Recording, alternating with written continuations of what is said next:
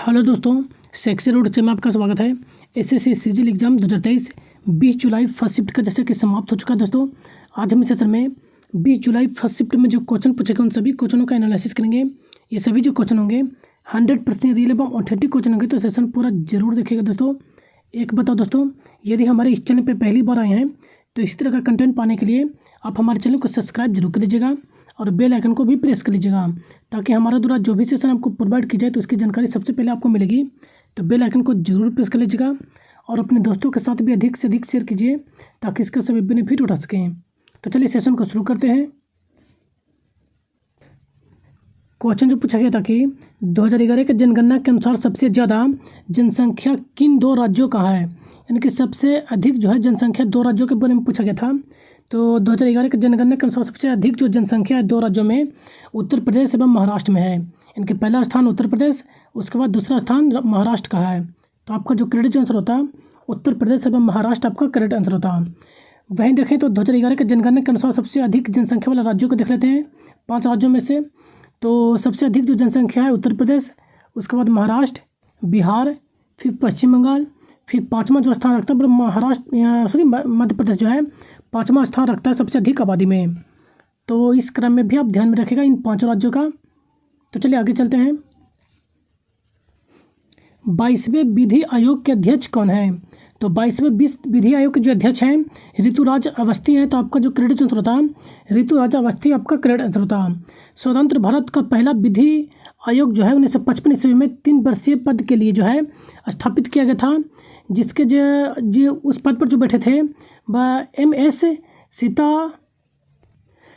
सीतलवाड़ यानी कि MS सीतलवाड़ जो थी, जो कि पहले विधि आयोग के अध्यक्ष बने थे। वहीं देखा जाए तो 22वें विधि आयोग जो वर्तमान में चल रहा है जिसका कार्यकाल 31 अगस्त 2024 तक वृद्धि की गई है। तो इन सारे एक्टिव फैक्ट को भी आप ध्यान में रखिएगा। तो चलिए आगे चलते हैं।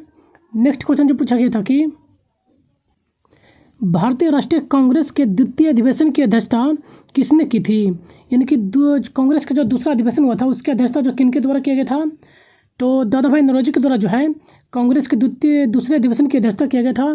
तो आपका जो क्रेडिट आंसर होता दादा भाई नौरोजी आपका क्रेडिट आंसर होता। कांग्रेस के दूसरे अधिवेशन की जो अधिवेशन जो किया गया था वह 1886 में 1886 में कांग्रेस के दूसरा अधिवेशन कलकत्ता में आयोजित किया गया था।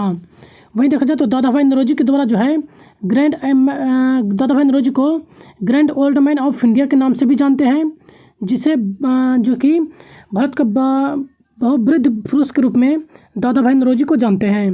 वहीं देखें तो इन्होंने जो है ब्रिटिश हाउस ऑफ कॉमन्स के सदस्य के रूप में भी पहले भारतीय के रूप में चुने गए थे। ब्रिटिश हाउस ऑफ कॉमन्स के सदस्य के रूप में ये पहले भारतीय थे जिनको चुना गया था। Next, poverty and British rule in India के लेखक जो हैं ये दादा भाई नौरोजी के द्वारा लिखा गया था, जो कि ब्रिटिश नीतियों के कारण भारत की आर्थिक निकासी का केंद्र था। नेक्स्ट, भारतीय राष्ट्रीय कांग्रेस की जो स्थापना है एलन ऑक्टेवियन ह्यूम, इन्हीं को शॉर्ट में जो है AO ह्यूम कहते हैं। नेक्स्ट देखें तो भारतीय राष्ट्रीय कांग्रेस की जो स्थापना हुआ था 28 दिसंबर 1885 ईस्वी को हुआ था। प्रथम अधिवेशन जो है मुंबई में 1885 ईस्वी में आयोजित किया गया था, जिसकी अध्यक्षता बिमलेश चंद्र बनर्जी के द्वारा किया गया था। ये कांग्रेस की जो स्थापना हुआ था उसमें जो वाइसराय जो थे वो लॉर्ड डफरिन थे। इन्हीं के समय में जो है कांग्रेस की स्थापना किया गया था। प्रथम जो अधिवेशन हुआ था उसमें प्रतिनिधि जो कुल उपस्थित थे कुल 72 प्रतिनिधि उपस्थित थे। पहले अधिवेशन जो है पुणे में आयोजित किया जाना था, लेकिन यहाँ पर जो है अकाल होने के कारण जो है इसे मुंबई के गोकुल तेजपाल संस्कृत विद्यालय में आयोजित किया गया था। तो इन सभी इंपॉर्टेंट फैक्ट को आप ध्यान में रखिएगा। नेक्स्ट क्वेश्चन जो पूछा गया था कि भारत के पहले मुख्य चुनाव आयुक्त कौन थे? तो भारत के पहले जो मुख्य चुनाव आयुक्त हैं वो सुकुमार सेन थे। तो आपका जो क्रेडिट आंसर होता सुकुमार सेन आपका क्रेडिट आंसर होता। भारतीय सिविल सेवक सुकुमार सेन भारत के पहले मुख्य चुनाव आयुक्त थे, जिन्हें 1951-52 और 1957 में भारतीय चुनाव आयुक्त की निगरानी के लिए नियुक्त किया गया था। भारत के मुख्य चुनाव आयुक्त राजीव कुमार शुक्ला हैं, जो कि 25वें मुख्य चुनाव आयुक्त हैं। इनके वर्तमान जो मुख्य चुनाव आयुक्त हैं वो राजीव कुमार शुक्ला हैं, जो कि 25वें क्रम के हैं। अनुच्छेद 324 अनुच्छेद 329 जो कि भारत निर्वाचन आयोग से संबंधित है। चुनाव आयोग से संबंधित भारतीय संविधान में जो महत्वपूर्ण जो अनुच्छेद हैं वे अनुच्छेद 324, 325, 326, 327, 28 और 29, ये सभी जो हैं भारतीय चुनाव आयोग से संबंधित महत्वपूर्ण अनुच्छेद हैं। तो इन सभी को आप ध्यान में रखेगा। ये चुनाव आयोग का जो गठन जो किया गया था 25 जनवरी 1950 को इसका गठन किया गया था। भारत के मुख्य चुनाव आयुक्त की नियुक्ति जो है राष्ट्रपति के द्वारा किया जाता है। भारत की प्रथम महिला जो चुनाव आयुक्त थी BS रामदेवी थी, जो कि प्रथम महिला चुनाव आयुक्त थी। वहीं देखें तो राज्यपाल में देखा जाए, राज्य में राज्यपाल के द्वारा जो है चुनाव आयुक्त की नियुक्ति किया जाता है। यानी कि राज्यों में देखा जाए तो राज्यपाल के द्वारा जो है चुनाव आयुक्त की नियुक्ति किया जाता है, जबकि केंद्र में राष्ट्रपति के द्वारा नियुक्त किया जाता है। तो इन सारे फैक्ट को आप ध्यान में रखेगा। नेक्स्ट क्वेश्चन जो पूछा गया था कि भारत ने पहली बार थॉमस कप का खिताब जीता था। तो भारत जो है पहली बार 2022 में थॉमस कप जीते हैं। तो आपका जो करेक्ट आंसर होता है 2022 आपका करेक्ट आंसर होता। थॉमस कप 2022 का आयोजन जो है बैंकॉक थाईलैंड में इसका आयोजन किया गया था। थॉमस कप फाइनल में जो है भारत ने इंडोनेशिया को 3-0 से हराकर इंडोनेशिया टीम की डिफरेंस चैंपियनशिप बनी थी। वहीं देखें तो 1982 ईस्वी में थॉमस कप चैंपियन 2 सालों में आयोजित किया जाने लगा है। यानी कि 1982 के बाद जो है थॉमस कप प्रत्येक 2 साल पर इसका आयोजन किया जाने लगा। थॉमस कप पहली बार जो है थॉमस कप टूर्नामेंट 1948-1949 में इसका आयोजन किया गया था। पुरुष बैडमिंटन प्रतिस्पर्धा जो टूर्नामेंट होता है उसे थॉमस कप कहते हैं, जबकि महिलाओं के लिए जो आयोजित होता है जो बैडमिंटन जो आयोजित होता है टीम जो आयोजित किया जाता है उसका जो कहते हैं उबर कप कहते हैं। यानी कि पुरुष बैडमिंटन टीम को कप जो आयोजित किया जाता है उसे थॉमस कप, जबकि महिलाओं के टीम को जो है उबर कप के नाम से जानते हैं। इंडोनेशिया सबसे सफल टीम रहा है, जो कि 14 बार जो है थॉमस कप विजित रहा है, जबकि चीन कुल 10 बार खिताब जीता है और दूसरे स्थान पर रहा। तीसरे स्थान पर देखा जाए तो मलेशिया जो कि 5 बार जो है खिताब जीता है सबसे अधिक बार। यदि सबसे अधिक बार पूछा जाए कि थॉमस कप किसने के द्वारा जीता गया है तो इंडोनेशिया के द्वारा कुल 14 बार जीता गया है। तो इन सारे फैक्ट को आप ध्यान में रखेगा। नेक्स्ट क्वेश्चन जो पूछा गया था कि यदि आप किसी सिनेमा देखने जाओ और वहाँ आप अपनी नौकर मिल जाए और उसे आप जो है वहाँ से जाने को कहें तो यह जो है किस अनुच्छेद का उल्लंघन करता है। यानी कहने का मतलब आप किसी स्थान पर गए और यदि आपका नौकर या कोई भी आपका अधिकारी मिल जाए, यदि आप वहाँ से उसको जाने के लिए कह रहे हैं तो यह जो है किस अनुच्छेद का उल्लंघन करता है। तो अनुच्छेद 15 का इससे उल्लंघन होता है। तो आपका जो करेक्ट आंसर होता है अनुच्छेद 15 आपका करेक्ट आंसर होता। अनुच्छेद 15 के तहत देखा जाए तो राज्य में अपने किसी नागरिक के साथ केवल धर्म, जाति, लिंग, नस्ल या जन्म स्थान के आधार पर कोई भेदभाव नहीं करेगा।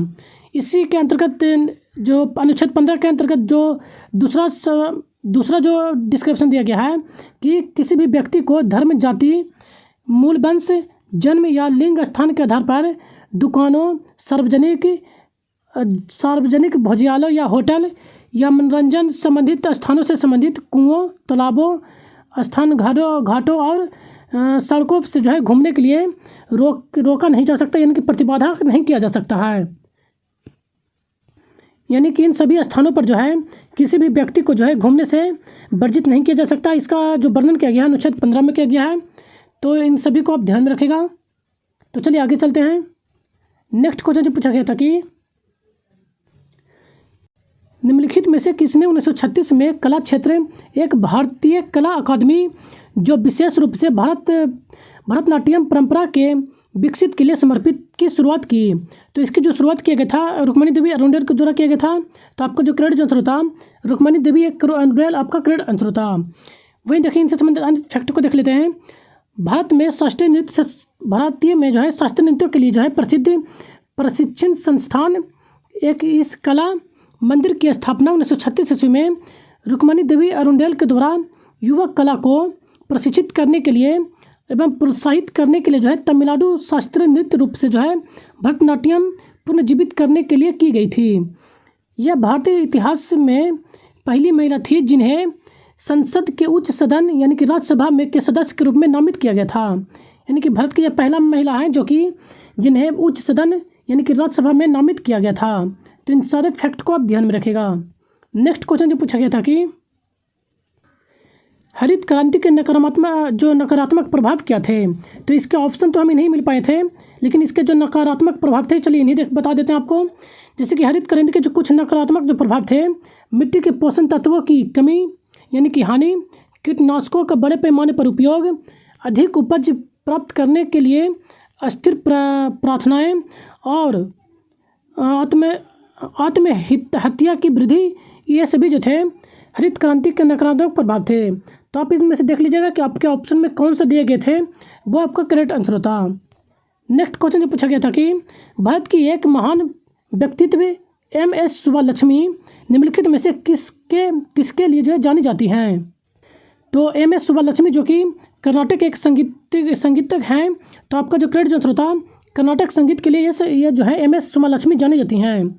इन्हें देखा जाए तो मदुरई सन्मुखम बदिबू सुब्बालक्ष्मी यानी कि इनका जो पूरा जो नाम है मदुरई सबमुखम बदिबू सुब्बालक्ष्मी, जो कि तमिलनाडु के मदुरई के कर्नाटक संगीत से संबंधित गायिका थी। वहीं देखें तो भारत के सर्वोच्च नागरिक सम्मान देखा जाए तो भारत रत्न से सम्मानित किया जा चुका है। इनको पहली संगीतज्ञ थी जिन्हें कि भारत रत्न से सम्मानित किया गया था। चलिए इनसे संबंधित अन्य फैक्ट को देख लेते हैं। इन्हें भारत के सर्वोच्च नागरिक सम्मान भारत रत्न से सम्मानित किया जा चुका है, जो कि मद्रास संगीत कला अकादमी से संबंधित अलंकृत किया गया था। यह सम्मान प्राप्त करने वाली प्रथम भारतीय महिला थी। 1974 में इन्हें रेमन मैग्सेसे पुरस्कार प्राप्त हुआ था और 1990 में जो है इनको राष्ट्रीय एकता के लिए जो है इन्हें इंदिरा गांधी अवार्ड से भी सम्मानित किया जा चुका है। चलिए इनके अन्य पुरस्कारों को भी देख लेते हैं। जैसे कि 1954 में इसको जो है इनको पद्म भूषण पुरस्कार, 1956 में संगीत नाटक अकादमी पुरस्कार और 1974 में रमन मैग्सेसे पुरस्कार, 1975 में पद्म विभूषण पुरस्कार, 1978 में कैलाश सम्मान और 1998 में जो है भारत रत्न सम्मानित किया गया था इनको। और इनके निधन देखा जाए तो 88 वर्ष की आयु में जो है इनको M सुब्बालक्ष्मी की मृत्यु 11 दिसंबर 2004 को जो है इनकी मृत्यु हो जाती है। तो इन सारे फैक्ट को आप ध्यान में रखिएगा क्योंकि ये प्रतिष्ठित व्यक्ति हैं, तो इनके पुरस्कार भी शायद पूछे जा सकें कि कब इनको कौन सा पुरस्कार दिया गया था। तो आप इन सभी को ध्यान में रखिएगा। तो चलिए आगे चलते हैं। सभा और ऊर किस राजवंश से संबंधित है। तो सभा और ऊर जो है चोल साम्राज्य से संबंधित है। तो आपका जो करेक्ट आंसर होता चोल साम्राज्य आपका करेक्ट आंसर होता। चोल साम्राज्य में देखा जाए तो ग्राम सभाओं को सभा या ऊर कहा जाता था। यानी कि ग्राम जो सभा होती थी उसे ऊर या सभा कहा जाता था। वहीं देखें तो चोल साम्राज्य में जिला को नाडु कहा जाता था और ग्राम समूह को कुरमर कहा जाता था। वहीं देखें तो इस चोल साम्राज्य की जो स्थापना किया गया था विजयालय के द्वारा किया गया था, जिसकी स्थापना 850 ईस्वी में किया गया था। तो इन सभी फैक्ट को आप ध्यान में रखिएगा। तो आज का ये लास्ट क्वेश्चन है दोस्तों। यदि कंटेंट पसंद आए तो चैनल को एक लाइक जरूर कर दीजिएगा और अपने दोस्तों के साथ भी अधिक से अधिक शेयर कीजिए ताकि इसका सभी बेनिफिट उठा सकें। और यदि हमारे इस चैनल पर पहली बार आए हैं दोस्तों तो इसी तरह का कंटेंट पाने के लिए हमारे चैनल को सब्सक्राइब जरूर कर लीजिएगा। और इसका PDF आपको टेलीग्राम चैनल पर प्रोवाइड करा दिया जाता है, जिसका लिंक आपको इस वीडियो के डिस्क्रिप्शन बॉक्स में मिलेगा। आप वहां से टेलीग्राम चैनल को ज्वाइन कर सकते हैं। तो चलिए मिलते हैं नेक्स्ट सेशन में, तब तक के लिए धन्यवाद। Thank you.